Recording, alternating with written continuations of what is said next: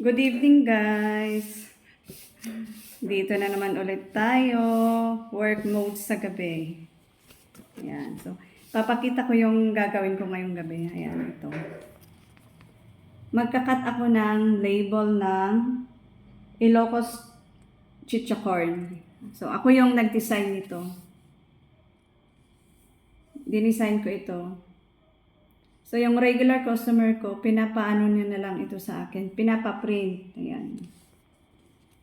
Once na may order sila, tatawagan lang ako, ipiprint ko, and then ipipick up na lang. 1,000 yung ikakat ko ngayon. So, kailangan ko talagang mag-double time, magsipag-sipag kasi malapit na namang parating yung mga bayaran na bills. Andiyan ang internet, electric, dadagdag pa ang allowance ng anak ko.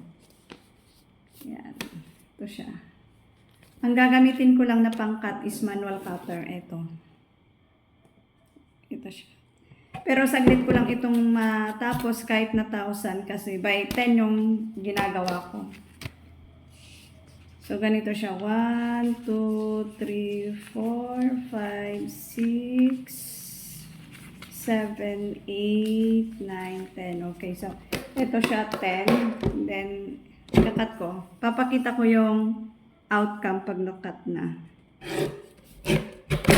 Yung finished product. Pag sanay ka nang gumamit ng cutter, mabilis lang siyang matapos. At saka, walang masisira or mapupunit. Ako sanay na kasi matagal ko na itong ginagawa. Since I quit my teaching job, ito na yung ginagawa ko.